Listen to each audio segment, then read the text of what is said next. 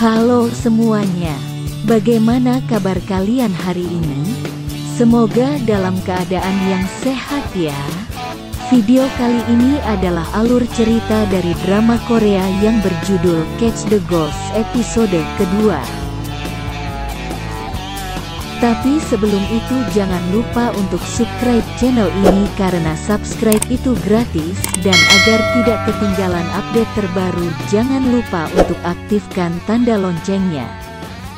Dan jangan lupa juga untuk like, comment and share video ini ya. Sekarang kita lanjut ke videonya.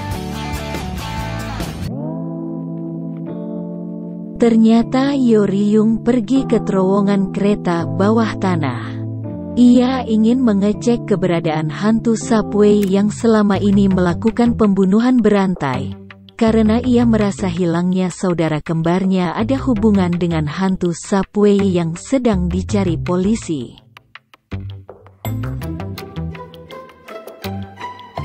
Ji Seok yang sedang dalam perjalanan tiba-tiba saja mencari dompetnya. Ia sadar bahwa dompetnya tertinggal di kantor. Ia pun kembali ke kantor dan memanggil Yo Ri-young, namun tidak ada jawaban. Ia pun mencari Yo Ri-young. Ji Seok akhirnya melihat salah satu pintu stasiun terbuka.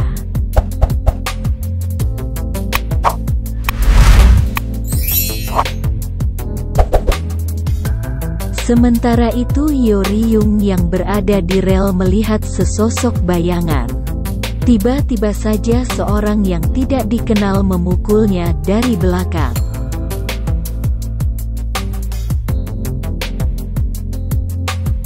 Ji Seok yang mendengar suara teriakan dari Yo Ri-young langsung berlari dan menolong Yo Ri-young. Yo Ri-young mengatakan bahwa itu adalah hantu subway.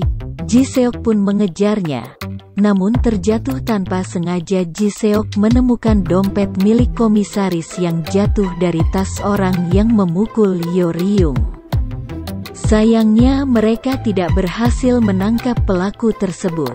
Ji Seok pun menanyakan berdasarkan apa Yo Ri-young mengatakan bahwa itu adalah hantu subway. Dan menurut Ji Seok pelaku tersebut bukanlah hantu subway, melainkan belalang karena ia menemukan dompet milik komisaris yang hilang. Tanpa mereka tahu ternyata pelaku tersebut masih berada di terowongan itu.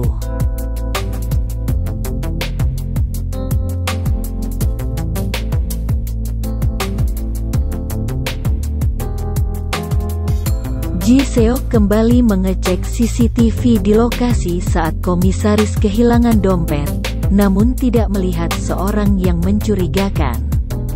Mereka berpikir bahwa dompet komisaris tanpa sengaja terjatuh antara peron kereta api. Dan karena Yo Ri-young membuka pintu stasiun akhirnya membuat si belalang bisa masuk dan mengambil dompet milik komisaris.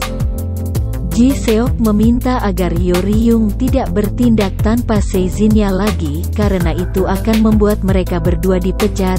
Ji Seok mengancam akan memindah tugaskan Yo Ri-young jika terjadi lagi. Ji Seok datang menjenguk ibunya yang menderita demensia. Ibunya bahkan tidak lagi mengenali Ji Seok. Ibunya merasa kini usianya adalah 17 tahun. Ia mengatakan kepada Ji Seok bahwa ia sedang menunggu pacarnya. Saat akan pulang, Ji Seok berpesan kepada perawat untuk mengatakan kepada ibunya bahwa pacarnya akan dalam malam hari. Ji Seok pun kembali bertugas bersama Yo Ri-young. Mereka berjaga di pintu masuk stasiun. Saat Ji Seok berusaha mengingatkan Yo Ri-young untuk tidak membuat masalah, Yo Ri-young justru pergi dan mengikuti seseorang yang ia curigai. Untung saja Ji Seok melihat dan mengikuti Yo Ri-young.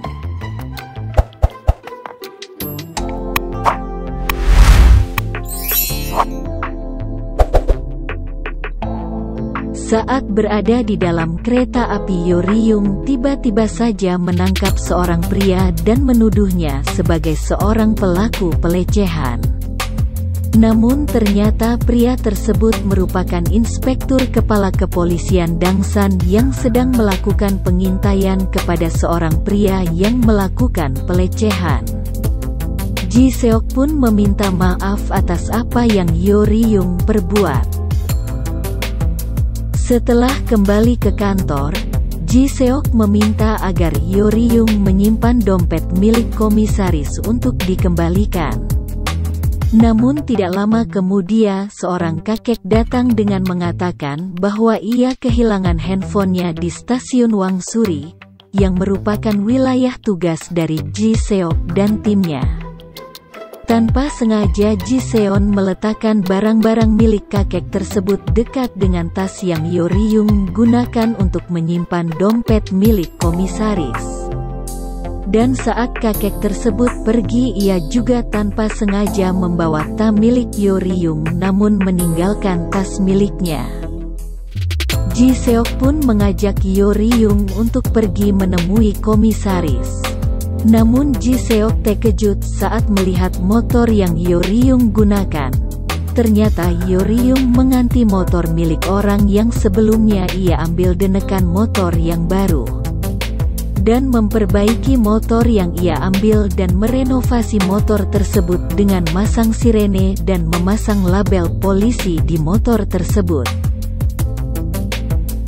Ji Seok menemui komisaris yang sedang bersama Mari dan meminta Mari untuk menangani kasus jangan hanya menggunakan pikiran namun juga harus menggunakan perasaan. Saat komisaris melihat isi tas yang Ji Seok bawa, ternyata di dalamnya berisikan beberapa suplemen untuk orang yang berusia di atas 50. Komisaris merasa tersinggung dan marah.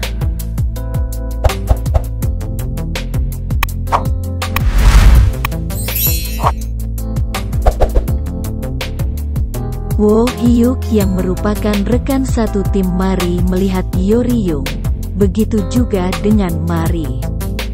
Mereka ingat bahwa Yoryung dulu pernah melaporkan dan mengatakan bahwa saudara kembarnya merupakan salah korban dari kasus hantu subway. Namun Mari tidak meresponnya dengan alasan tidak ada bukti apa-apa, bahkan mereka tidak menemukan jasad saudaranya. Mereka berdua berpikir itulah alasan Yoryung bergabung dengan kepolisian subway. Dalam perjalanan Ji Seok pun menjelaskan bahwa tas yang mereka bawa tertukar, dan akan mencari kakek yang membawa tas tersebut. Namun ternyata kakek tersebut sedang disiksa oleh pria pemilik tas yang tertukar dalam toilet di stasiun. Ji Seok dan Yoryung sampai di stasiun yang mereka anggap bahwa kakek tersebut akan sampai di sana jika melihat rute yang sebelumnya kakek tersebut jelaskan saat di kantor. Yoryung yang merasa curiga melihat toilet terkunci langsung mengintip ke dalam, ternyata ia melihat kotak nasi milik kakek. Ia pun langsung berusaha memecahkan pintu kaca toilet dan menemukan kakek tersebut yang tergeletak berdarah. Tiba-tiba saja seorang pria juga keluar dari dalam toilet, namun Ji Seok tidak bisa mengejarnya.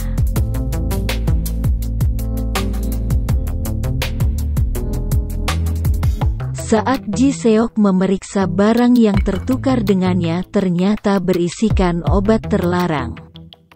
Ji Seok pun menghubungi di CV narkotika. Namun Yoryung mengatakan bahwa mereka harus segera mencari pelakunya. Tapi Ji Seok menolak karena menurut Ji Seok apa yang Yoryung lakukan selalu membahayakan dirinya sendiri. Yoryung justru mengatakan bahwa kakek tersebut juga memiliki keluarga dan jika apa yang dialami oleh kakek tersebut dialami juga oleh ayahnya, namun saat melaporkan ke polisi justru tidak dihiraukan. dan kemana mereka harus melaporkan apa yang mereka alami jika polisi saja tidak peduli. Mendengar perkataan Yo Ri-yung, Ji Seok akhirnya menelpon perawat yang merawat ibunya dan meminta agar mengingatkan bahwa pacarnya tidak bisa datang.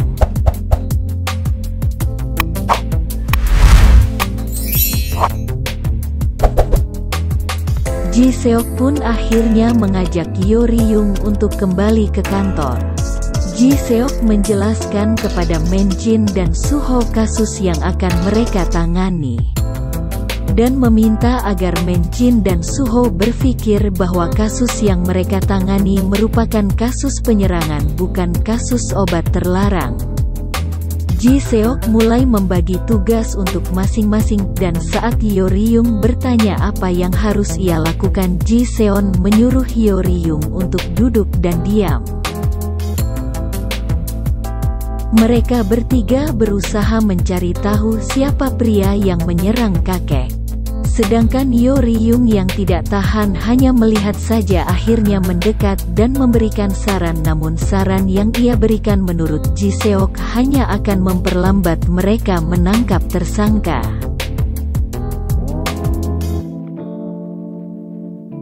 Mereka pun mengecek CCTV dan menemukan pria berkumis yang memberikan obat terlarang untuk pria yang memukul kakek.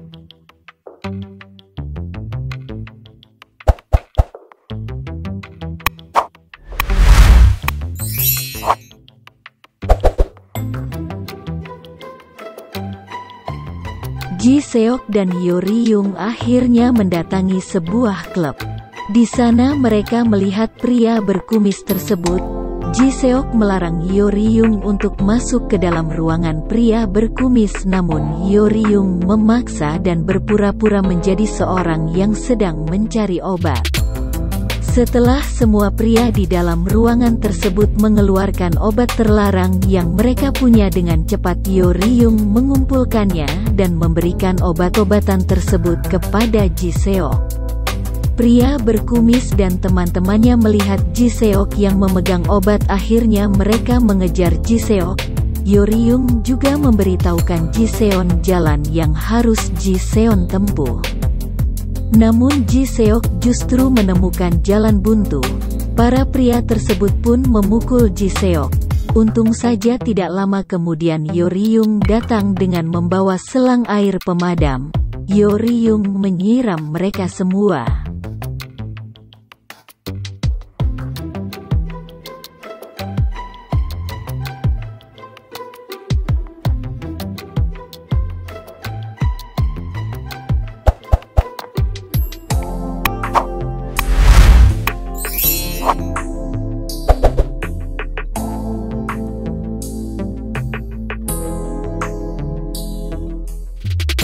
Mereka akhirnya membawa para tersangka ke kantor dan menginterogasi pria berkumis, menanyakan siapa pria yang memesan obat terlarang kepadanya.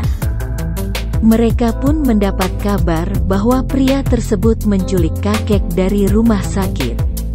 Setelah Ji Seok mengancam akan dengan hukuman penjara yang sangat lama, akhirnya pria berkumis menceritakan apa yang ia tahu dan mengatakan bahwa pria tersebut selalu mengambil uang di stasiun kereta api bawah tanah dekat mesin penjual otomatis warna biru.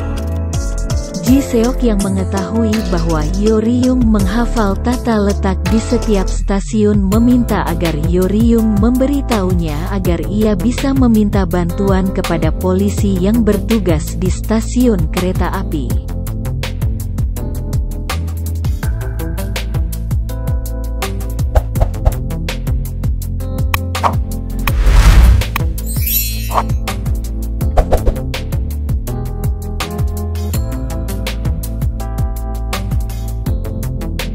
Akhirnya mereka mendapatkan kabar di mana posisi mesin yang akan didatangi oleh pelaku.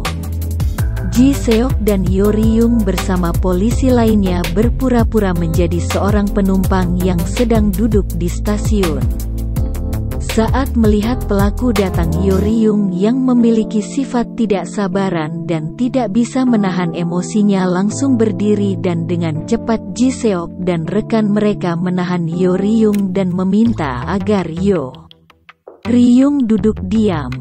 Ji Seok dan Yoryung mengikuti kemana pria tersebut pergi. Dan dalam perjalanan Ji Seok memberikan Yoryung senjata untuk berjaga-jaga karena Ji Seok takut Yoryung akan membahayakan dirinya.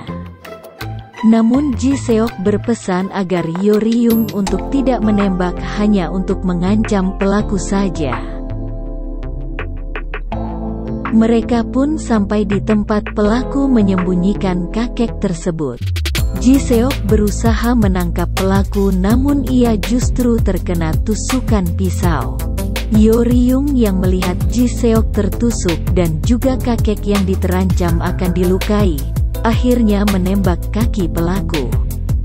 Tiba-tiba saja Ji Seok bangun dan mendekati Yoryung. Yoryung yang terkejut melihat Ji Seok memeriksa tubuh Ji Seok.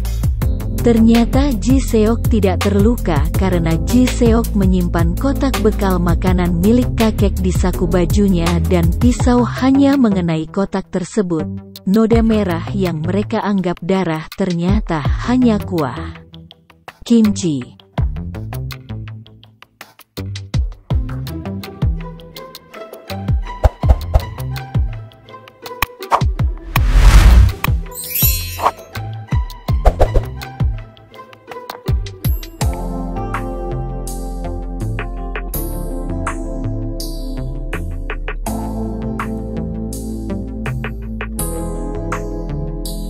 Mereka akhirnya bisa menangkap pelaku, dan kembali membawa kakek ke rumah sakit.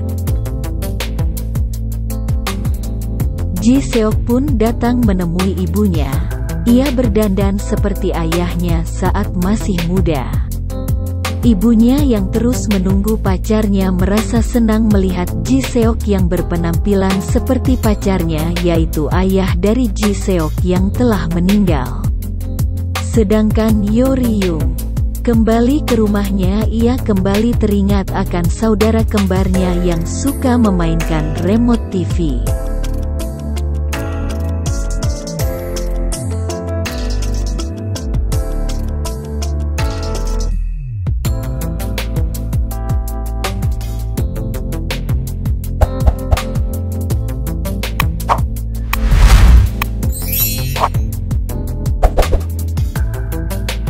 Mari dan Woo Hyuk masih terus melakukan penyelidikan terkait kasus hantu Sunway. Mari juga meminta agar Woo Hyuk kembali mengumpulkan data yang telah mereka peroleh. Mari ingin mereka memeriksanya kembali. Bagaimana sebenarnya kondisi saudara kembar Yoryung? Apakah Mari bisa segera menangkap pelaku?